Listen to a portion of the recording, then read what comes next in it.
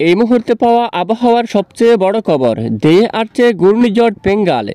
দক্ষিণ বঙ্গোপসাগরে মৌসুমের স্বাভাবিক লঘুচাপ অবস্থান করছে, যার বর্ধিতাংশ উত্তর বঙ্গোপসাগর পর্যন্ত বিস্তৃত রয়েছে বলে জানিয়েছে আবহাওয়া অধিদপ্তর।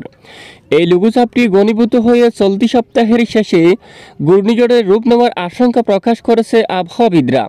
তবে তারা বলেছেন, ঘূর্ণিঝড়ের রূপ নিলেও তা বাংলাদেশে আঘাত হানার সম্ভাবনা নেই। তবে ঘূর্ণিঝড়ের প্রভাবে খুলনা, বরিশাল ও চট্টগ্রাম বিভাগে বৃষ্টিপাতের আশঙ্কা রয়েছে। আবহাওয়াবিদ ওমর ফারুক বলেন, বঙ্গোপসাগরের যে লঘুচাপ আছে তা আরও ঘনীভূত হয়ে খুবই দ্রুত ঘূর্ণিঝড়ের রূপ নিতে পারে, তবে তা বাংলাদেশের উপর আঘাত হানার সম্ভাবনা নেই। এর আগে আবহাওয়াবিদ মুস্তাফা কামাল পলাশ তার ফেসবুক পোস্টে জানিয়েছেন, 24 থেকে 28 নভেম্বরের মধ্যে এই ঘূর্ণিঝড় সৃষ্টি হতে পারে। ঘূর্ণিঝড়টি সৃষ্টি হলে সৌদি আরবের দেওয়া নাম অনুসারে এর নাম হবে পেঙ্গাল। তবে এই ঘূর্ণিঝড় সরাসরি পশ্চিম দিকে অগ্রসর হয়ে ভারতের তামিলনাড়ু রাজ্য ও শ্রীলঙ্কার উপর আঘাত করার প্রবল আশঙ্কা রয়েছে। এর সম্ভাব্য প্রভাবে বাংলাদেশের খুলনা, বরিশাল ও চট্টগ্রাম বিভাগে বৃষ্টিপাতের আশঙ্কা করা যাচ্ছে।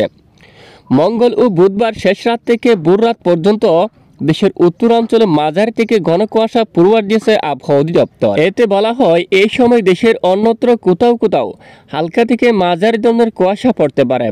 বৃহস্পতিবার কুয়াশার অধিক্য কমে কোথাও কোথাও হালকা থেকে মাঝারি ধরনের কুয়াশা থাকতে পারে। তবে আবহাওয়ার প্রধান শুষ্ক থাকবে এবং রাত ও দিনের তাপমাত্রা সামান্য কম বেশি হতে পারে। পরবর্তী 5 দিনে এই তাপমাত্রা আরও কমে যেতে পারে। এ বিষয়ে ওমর ফারুক বলেন, কুয়াশার অধিক্যের কারণে রাতের তাপমাত্রা কিছুটা বেড়ে যায়। অন্যদিকে সূর্যের তাপ প্রকোপ করতে না পারায় দিনের তাপমাত্রা কিছুটা কমে যায়। রাত ও দিনের তাপমাত্রা পার্থক্য কমে এলে শীতের অধিক্য বাড়ে।